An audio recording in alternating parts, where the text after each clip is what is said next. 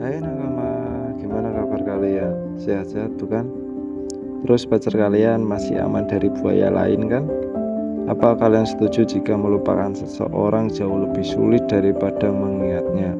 Karena biasanya semakin kuat kita mencoba melupakan seseorang itu, maka semakin kuat juga kita mengenangnya dalam ingatan kita. Kali ini kita akan membahas anime berjudul Kimi no Nawa atau dalam bahasa kerennya Your Name. Justru malah menunjukkan sifat sebaliknya dari anime ini. Film ini menceritakan tentang dua remaja bernama Mitsuha Miyamizu dan Taki Tachibana yang hidup pada waktu dan dimensi yang berbeda.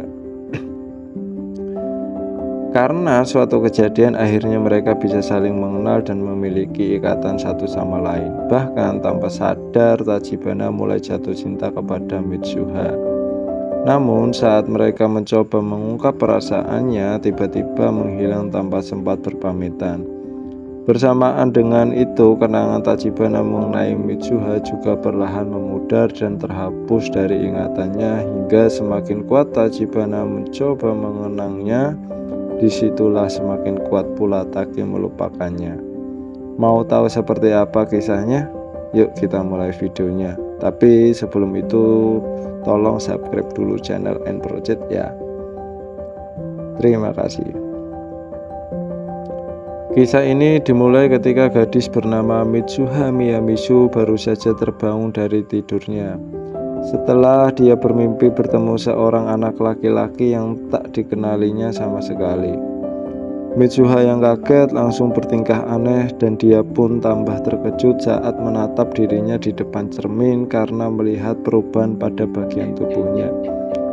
Hingga tingkah aneh yang tak biasa dari Mitsuha juga dirasakan oleh nenek dan adiknya. Setelah itu dia pun menjalani aktivitasnya seperti biasa.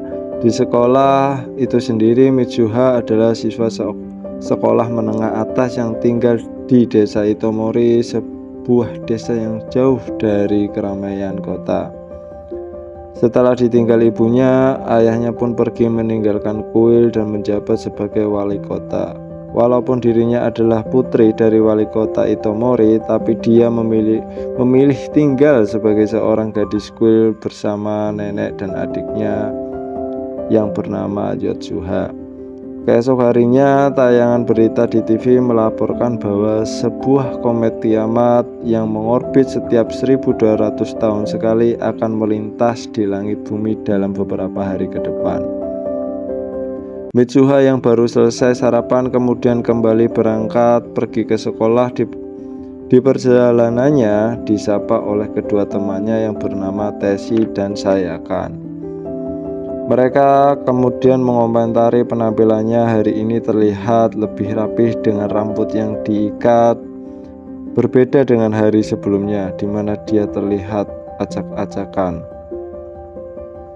Mitsuha pun jadi bingung dengan maksud dari ucapan teman-temannya itu. Saat jam pelajaran di kelas, Mitsuha kembali heran setelah melihat catatan yang ada di buku miliknya. Ditambah saat dia merespon guru yang memanggil namanya.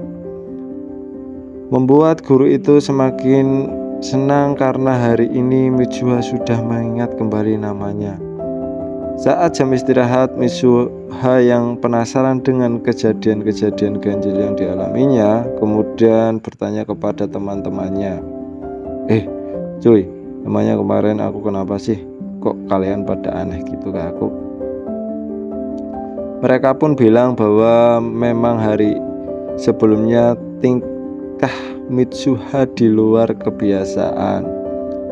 Dari mulai dia tidak ingat namanya sendiri, bahkan sampai bangku tempat duduk dan lokernya sendiri pun dia tidak ingat. Sepulang sekolah, Mitsuha yang pulang bersama teman-temannya mengutarakan kebosanannya selama berada di desa Itomori dan ingin rasanya dia pindah ke Tokyo. Setelah menyelesaikan sekolahnya, karena hidup di desa sangatlah membosankan, bahkan untuk tempat makan dan kafe saja di sini tidak ada. Pada malam hari, Mitsuha dan Yotsuha sedang bersiap untuk sebuah ritual di kuil Shinto. Neneknya yang terlihat kesal menceritakan perilaku ayah Mitsuha yang meninggalkan status pendeta kuil untuk memilih terjun di dunia politik. Sementara itu, di tempat ayahnya sendiri tidak menghadiri ritual yang dilakukan anak-anaknya dan lebih memilih menyibukkan diri dengan tim suksesnya dalam menyusun strategi untuk mendapatkan kemenangan pada pemilihan wali kota berikutnya.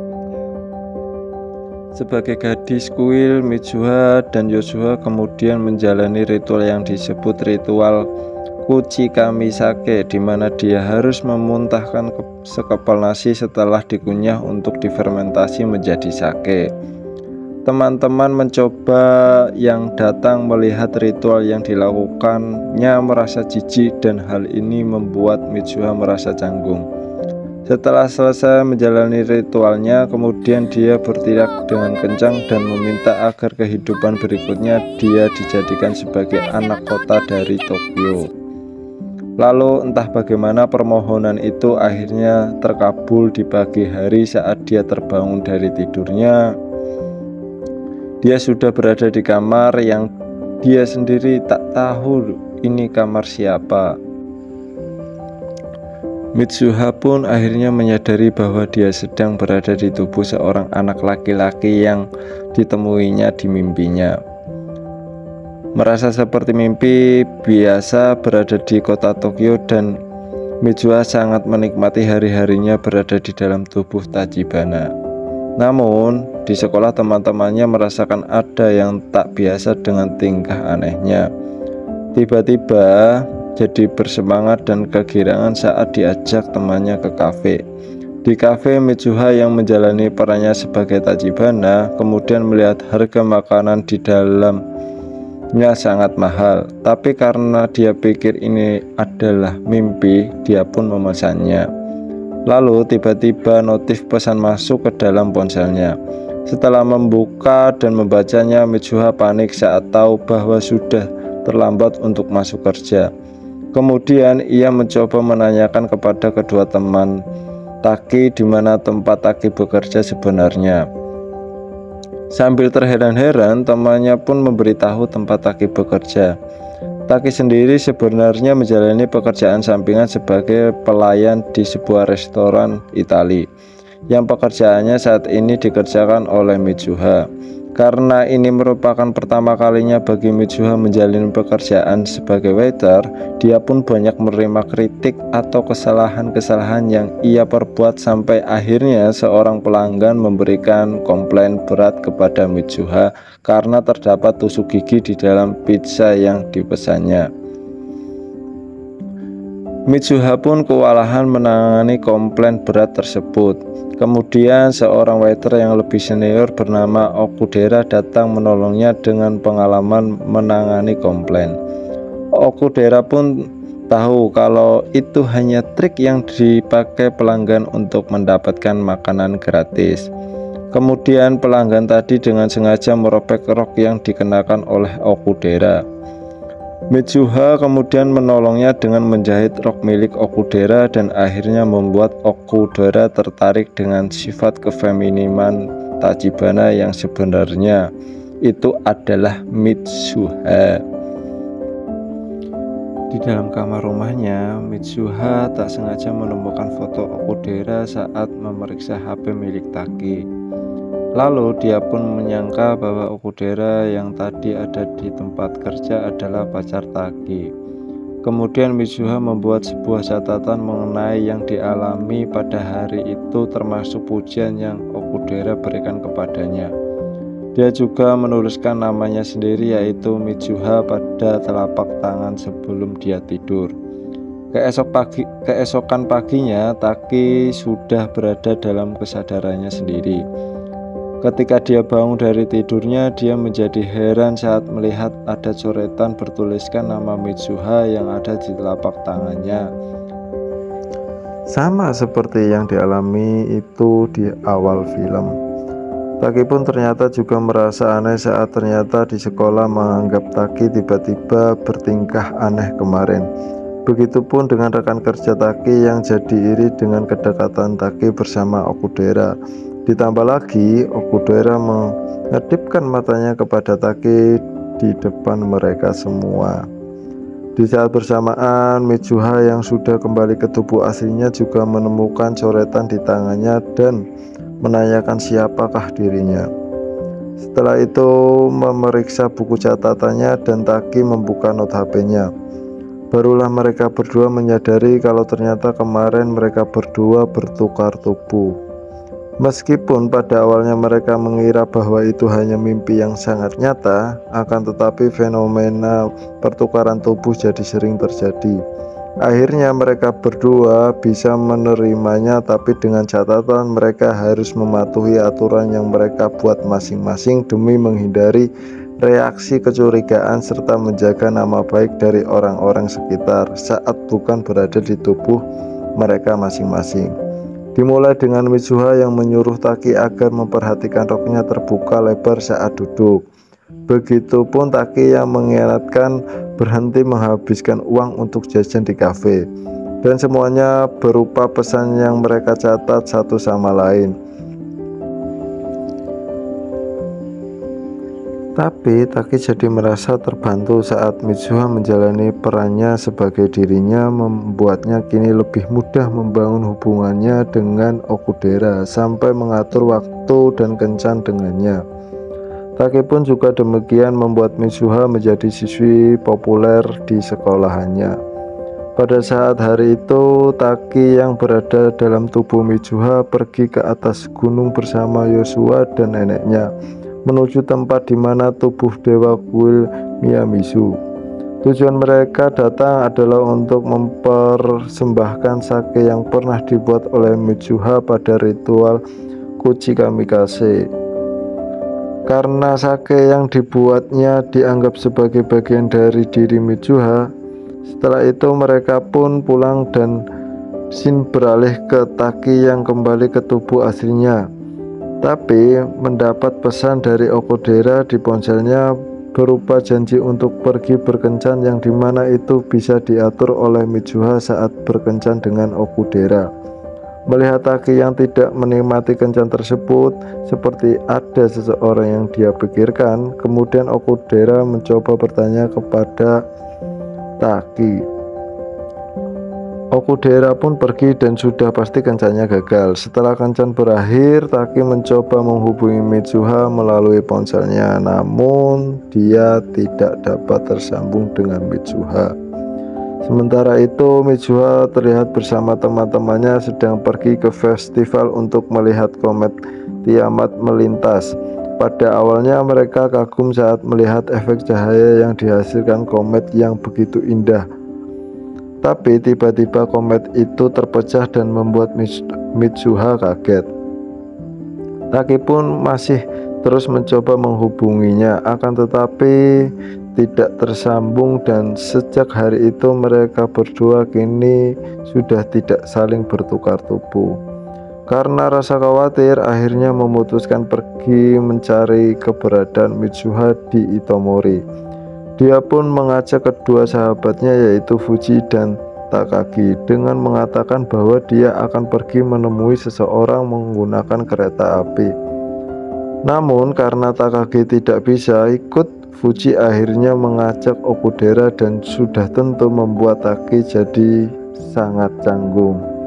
Saat itu di tempat yang dituju Taki terkejut mendapati kenyataan bahwa desa Itomori telah hancur akibat hantaman komet kiamat yang menewaskan sepertiga dari penduduk Itomori. Sehingga desa itu kini membentuk sebuah kawah besar, dan membuat Taki lebih terkejut adalah saat dia mengetahui dari Fuji bahwa bencana itu terjadi 3 tahun yang lalu. Fuji kemudian mencoba menanyakan kepada Taki apakah benar di sini tempat dia akan menemui seseorang. Taki yang merasa dirinya tidak salah informasi kemudian mengeluarkan ponselnya untuk menunjukkan catatan yang sering dibuat Mitsuha. Tapi saat aplikasi catatan dibuka, tiba-tiba satu persatu catatan yang pernah dibuat Mitsuha menghilang. Tak mau berhenti di situ, ia lalu mencoba mencari informasi mengenai desa Itomori dan dari perpustakaan setempat. Dia pun kembali terkejut saat membaca catatan kejadian bencana Itomori 3 tahun silam, di mana dalam daftar dengan catatan dia menemukan nama Teshi Sayakan dan juga Mitsuha Miyamizu. Dia pun tidak percaya bahwa Mitsuha yang sering bertukar tubuh dengannya adalah Mitsuha yang hidup 3 tahun yang lalu. Dan jika itu memang nyata, artinya bukan hanya jiwa Taki yang masuk ke tubuh Mitsuha, melainkan juga berpindah waktu.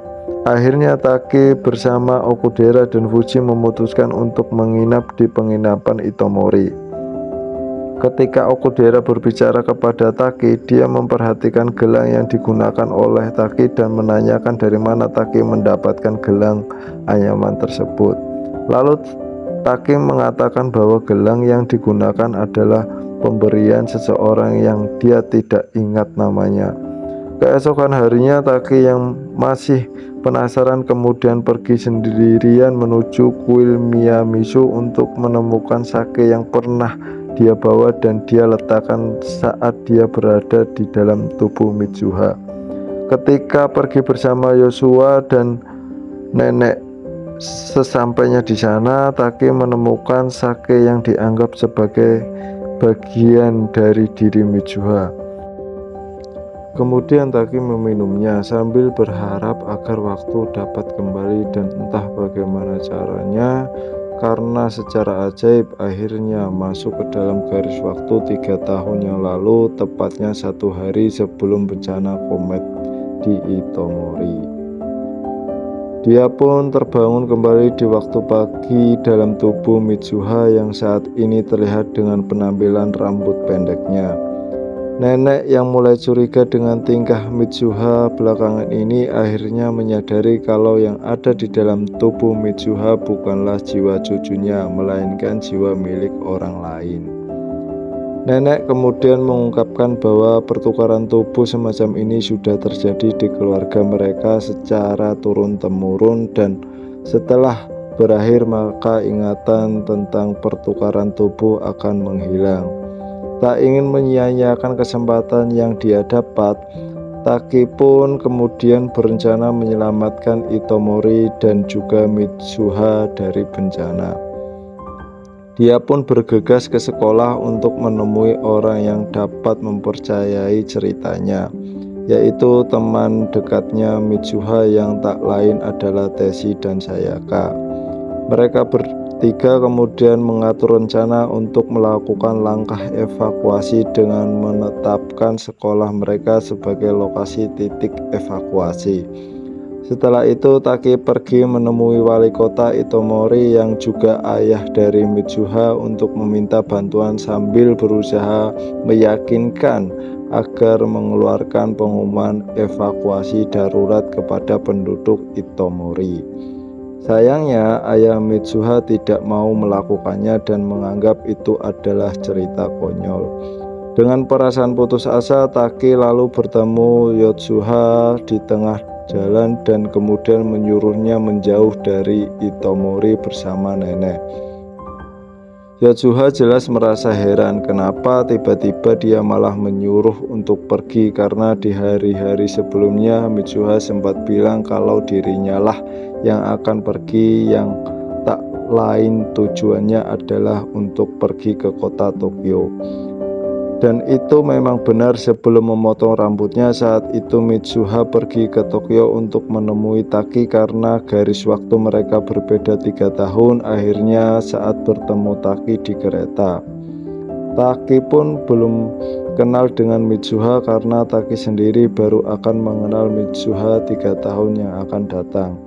Mitsuha pun akhirnya pulang setelah dirinya memberikan tali ikat rambut kepada Taki yang saat ini digunakan Taki sebagai gelang.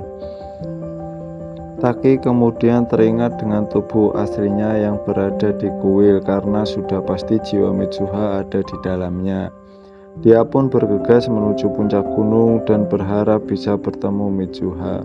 Sementara itu Mitsuha yang memang saat ini berada dalam tubuh Taki kemudian terbangun dan segera beranjak menuju puncak gunung. Dia pun terdiam melihat desa kelahirannya saat ini sudah lenyap akibat hantaman meteor. Taki pun tiba di puncak gunung tempat Mitsuha berada saat ini. Walaupun berada di tempat yang sama, baik Taki maupun Mitsuha tidak saling bertemu karena terhalang garis waktu yang berbeda.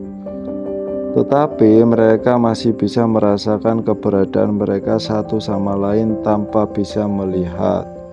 Hingga pada saat senja, keyakinan untuk bertemu akhirnya terwujud dengan adanya fenomena yang pada film ini disebut kateware doki atau bersatunya dua dimensi sesaat sebelum matahari terbenam. Dengan jiwa yang kembali ke tubuh mereka masing-masing, akhirnya Mitsuha dan Taki bertemu untuk pertama kalinya. Taki kemudian menceritakan bahwa dirinya sedang merencanakan sesuatu bersama Sayaka dan Teshi. Setelah itu, dia memberikan tali anyaman milik Mitsuha lalu memintanya untuk saling menuliskan nama di telapak tangan. Ketika Mitsuha mencoba menuliskan namanya untuk Taki, kata Waradoki sudah selesai yang membuat Mitsuha tiba-tiba menghilang sebelum sempat berpamitan. Taki yang masih berusaha untuk mengingat nama Mitsuha yang belum sempat ia tulis, lalu mencoba menuliskannya sendiri telapak tangannya.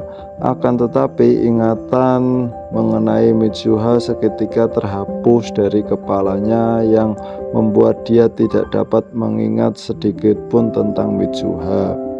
Sementara itu, Mitsuha sudah tidak benar-benar lenyap karena dia hanya kembali ke garis waktu Mitsuha yang mengingat perkataan Taki segera berlari menuju Sayaka dan Teshi untuk melanjutkan rencana Taki dalam menyelamatkan kota dari pecahan meteor kiamat. Rencana pun segera dimulai. Teshi meledakkan gardu listrik dan menyebabkan listrik di kota padam sementara. Sayaka menyiarkan peringatan darurat kepada warga sekitar bahwa akan terjadi kebakaran besar akibat ledakan dari gardu listrik. Dia memerintahkan kepada warga untuk mengungsi ke SMA Itomori. Teshi kemudian meminta Mitsuha meyakinkan ayahnya untuk segera mengeluarkan perintah evakuasi besar-besaran kepada penduduk Itomori. Mitsuha pun segera berlari menuju balai kota sambil mengingat-ingat nama Taki yang hilang dalam kepalanya. Mitsuha yang fokusnya terbagi membuat dirinya terjatuh, kemudian dia menyadari tulisan di telapak tangannya yang sempat dibuat Taki sebelumnya.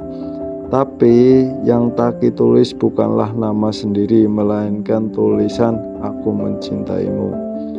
Meskipun kembali berlari dan akhirnya sampai di balai kota tempat ayahnya berada, dia kemudian meyakinkan ayahnya untuk segera mengeluarkan perintah evakuasi.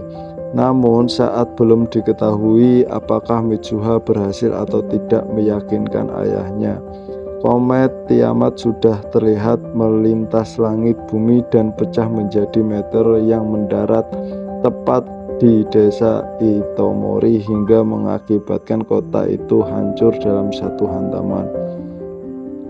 5 tahun kemudian, Taki yang sudah lulus dari salah satu universitas di Tokyo kini terlihat sedang mencari pekerjaan. Tapi hingga saat ini di pikirannya masih saja samar terlintas sesuatu yang tidak dapat dikenangnya meskipun dia berusaha untuk mengingatnya. Dan entah kenapa dalam 5 tahun belakangan ini Taki selalu merasa tertarik dengan berita-berita lawas yang berkaitan dengan Itomori, di mana pernah ditanyakan serangkaian berita terkait meteor yang pernah jatuh ke Itomori. Tapi entah bagaimana penduduk Itomori berhasil selamat dari insiden maut tersebut, yang sudah pastinya kalian bisa menebak kalau ternyata Mitsuha pada saat itu berhasil meyakinkan ayahnya untuk mengeluarkan perintah evakuasi besar-besaran dan akhirnya menyelamatkan sepertiga penduduk Itomori dari bencana tersebut.